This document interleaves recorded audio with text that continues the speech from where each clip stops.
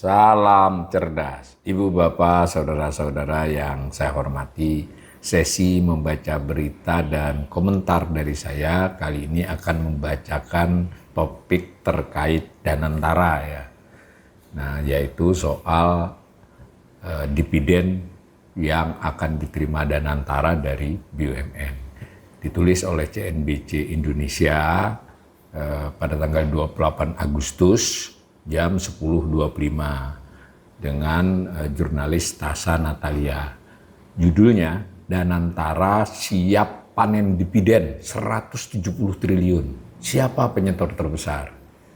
Nah, judulnya sudah cukup bombastis ya, bahwa Danantara akan panen dividen 170 triliun. Nah, ilustrasinya gambar gedung Danantara. Nah, beritanya saya bacakan.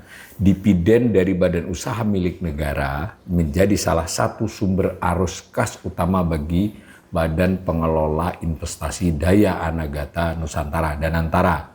Namun ada catatan penting, meskipun Indonesia memiliki 1046 BUMN. Nah, ini termasuk anak hingga cucu usaha ya, kalau BUMN-nya tinggal sekitar 70 atau kurang bahkan sekarang, tapi anaknya banyak, cucunya banyak. Nah, ternyata 97% dividen yang disetor itu hanya berasal dari 8 perusahaan besar. Hal ini diungkapkan oleh Chief Operation Officer Danantara, COO ya, Doni Oskaria dalam spesial talk show Nota Keuangan dan RAPBN 2026 di CNBC Indonesia TV. Sudah minggu lalu sebenarnya, tapi ini oleh CNBC diolah ya, tidak hanya berdasarkan pernyataan itu, tapi ada informasi lain yang kita bisa simak dari tulisan di bawah nanti. Nah, kembali ke sini, kata Oskaria ini ia menyoroti kondisi BUMN yang masih menghadapi tantangan, di mana sekitar 52% diantaranya merugi, dan dengan total kerugian mencapai 50 triliun setiap tahun. Ini PR yang harus kita lakukan, dan saat ini sedang kita review, ujarnya. Nah, kemudian subjudul deretan emiten BUMN paling banyak setor dividen ke Danantara. Jika melihat dividen tahun buku 2024 yang akan cair pada 2025 ini, sektor perbankan masih menjadi tulang punggung arus kas Danantara. Nah, ini saya sedikit komentari ya. Jadi sebelum ada Danantara, itu dividen yang merupakan dividen yang dibagikan yang kemudian menjadi haknya pemerintah, karena kan tidak 100% BUMN itu milik pemerintah, kan ada yang terbuka juga, yang ada sudah go public, meskipun tetap ya mayoritas adalah pemerintah. Itu jika misalnya APBN tahun 2024 ditulis itu dapat berapa, misalnya waktu kemarin 86 triliun, itu adalah dari laba yang tahun 2023 sebenarnya. Nah, karena itu target yang diterima Danantara 2025 ini berdasarkan kinerja 2024 ya, orang lebih begitu ya. Nah, karena itu si jurnalis CNBC ini sudah bisa menganalisis dari kinerja 2024 sehingga bisa memperkirakan berapa yang disetor ke Danantara. Kali ini tidak lagi ke APBN ya. Nah, kontribusi terbesar datang dari Bank Rakyat Indonesia yang menyetor 27,51 triliun dari total dividen 51,74 triliun. Jangan lupa ya, perusahaan itu BBRI ini, BBRI itu nama kode sahamnya ya, ini kan juga milik publik. Pemerintah kalau saya tidak salah di BRI ini hanya sekitar 56% atau ya sekitar itu 56%, karena itu dapat labanya 27,51 dari dividen yang dibagikan 51,74. Angka ini sejalan dengan kepemilikan, ini ternyata ada angkanya 53,18% pada posisi yang dilaporkan oleh CNBC ini. Dimiliki oleh Danantara ya, melalui PT Biro Klasifikasi Indonesia, BKI. Ini masih mungkin banyak pemirsa yang belum akrab nih. Jadi semula itu kan sahamnya saham negara. Nah, selain yang saham publik, jadi kalau waktu saham negara 53,18% itu berarti dia saham negara kan, yang 47%-annya itu adalah saham publik. Nah, karena sudah terjadi inbrank, pemindahan ya ke Danantara, tapi dalam proses hukumnya itu pakai melalui cangkang ya, jadi proses pemindahannya tidak seketika untuk semuanya. Jadi ada PT Biro Klasifikasi Indonesia ini untuk masih dalam proses menerima dulu ya sebelum ke Danantara. Tapi anggap aja itu karena itu Danantara berarti. Nah, jadi melalui itu. Posisi kedua ditempati Bank Mandiri itu 22,63 triliun. Nah, porsi kepemilikan Danantara di situ berarti dulu kepemilikan pemerintah 52%. Disusul oleh Bank Negara Indonesia 8,37, lalu Bank Tabungan Negara ya 451 miliar.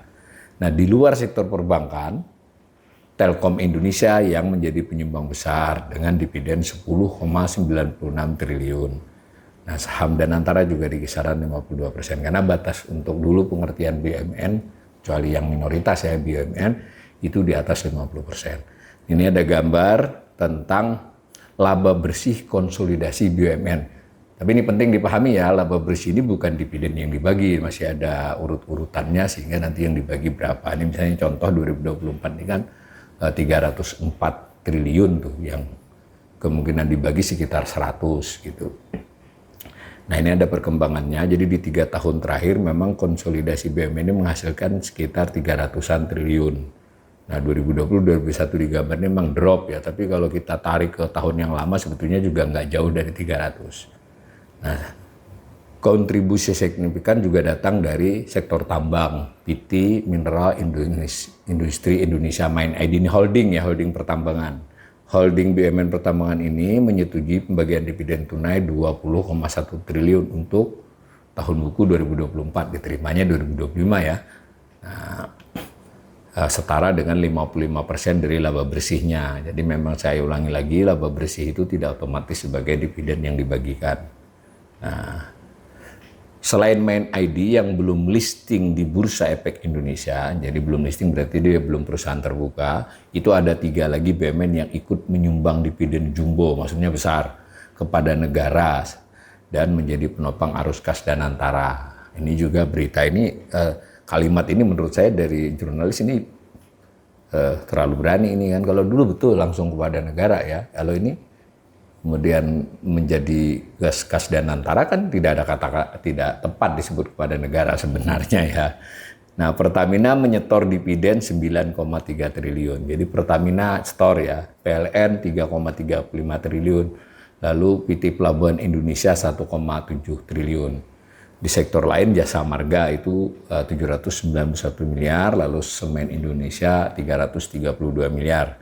Nah, di sini ada gambar, ini bagus ya menurut saya buat para pemirsa yang tertarik topik ekonomi, baca CNBC untuk artikel-artikel yang semacam ini. Ini ada gambar 1, 2, 3 ada berapa ya, di 10 ya, 1, 2, 3, 4, 5, 10 BUMN dari yang besar sampai yang tadi dibacakan tadi. Nah, subjudul berikut, prospek dividen tahun depan masih akan moncer. Nah, ini kan tadi 2025 atas buku 2024. Nah, dari hasil laba tahun lalu, Danantara diperkirakan akan mendapat dividen sekitar 114 triliun nah, tadi yang tahun ini ya. Meskipun nanti kita tunggu sampai terjadi ya. Sekitar 105 triliun sudah didapat dari 12 emiten, dari 12 tadi gambar tadi, 12 emiten yang kami kumpulkan di atas. Tapi jangan lupa loh ya, ada yang rugi juga tadi diingatkan. Tapi yang jelas ini 114. Nah, ini sudah analisis dari redaksi ya. Kalau melihat target tiap tahun, Danantara diprediksi bisa mengelola dividen BUMN sekitar 170 triliun tahun depan nih maksudnya 2026. Nilai ini lebih tinggi dibanding yang diperkirakan bisa didapat pada tahun ini. Nah gitu. Nah ditulis juga kami melihat beberapa emiten BUMN yang kinerja moncer tahun ini akan digenjot untuk memberikan setoran lebih baik. Ini karena media ini untuk sekaligus menganalisis saham ya, kalau dia sebut emiten berarti yang sudah masuk ke bursa ya. Nah di sini diilustrasikan salah satu yang disoroti dia adalah anak usaha Main ID, karena Main ID itu holding, yaitu salah satu anaknya Aneka Tambang. Jadi Aneka Tambang Antam ini ANTM ya kodenya, itu kinerja operasionalnya kuat menembus rekor sejarah. Laba sepanjang 2025 ini belum, ini masih berjalan, ini perakiraan. redaksi atas risetnya ya 8 triliun. Ya, berarti kalau 8 berarti kasih dividennya bisa 3 atau 4 triliun ya dari laba bersih itu. Berdasarkan laporan resmi, nah ini sudah diberitahu tentang jumlah penjualannya, saya silakan dibaca pemirsa. Lalu ada juga informasi rekor tertinggi penjualan biji nikel, ini yang membuat Antam ini cukup kinerjanya cukup bagus menurut versi ini, dan seterusnya ya. Di sini juga disebutkan tentang, karena ini artikel memang untuk ya memberikan gambaran kepada beberapa calon investor atau investor ya. Nah, sementara saya sebetulnya bacakannya dalam konteks lebih sebagai ekonom ya. Nah, silakan dibaca seterusnya tentang itu. Lalu ada di sini disclaimer, artikel ini produk jurnalistik berupa pandangan CNBC. Jadi tidak mengajak untuk membeli menjual, itu maksudnya. Tapi ya tentu saja ini kan mempengaruhi ini. Nah, tapi saya kasih komentar yang dari sisi ekonomi, bukan dari sisi investor. Jadi sudah kelihatan ya bahwa Danantara ini sejauh ini di tahun 2025 yang berjalan ini akan memperoleh bagian dari laba BUMN yang kalau perhitungannya CNBC ini mestinya di kisaran 100, 105, tapi kalau kita lihat APBN 2025 yang sudah berjalan, yang semestinya 90 berapa ya 90 triliun, lalu untuk Danantaranya 79, 11-nya diambil negara karena itu terkait dengan apa namanya transaksi-transaksi sebelumnya. Tapi kalau dilihat begitu kan 90, ini 100 berarti dianggap melebihi itu sedikit. Nah, tahun depan 2026 itu otomatis si APBN sudah tidak lagi merancang. Ada angka 1,8 triliun, itu juga bagian dari peristiwa-peristiwa sebelumnya yang terakumulasi, sehingga Danantara tadi disebut akan 170 triliun kira-kira. Nah, sebagaimana yang sebelum-sebelumnya, saya sekali lagi mengajak pemirsa ikut memikirkan atau mengamati wacana ini. Sudah jelas bahwa ada Danantara membuat APBN tidak lagi menerima, atau kalaupun menerima sedikit sekali dari sisa-sisa masa lalu, intinya tidak menerima lagi setoran dividen dari BUMN. Akibatnya PNBP, karena dia masuk kelompok PNBP, laba BUMN itu berkurang.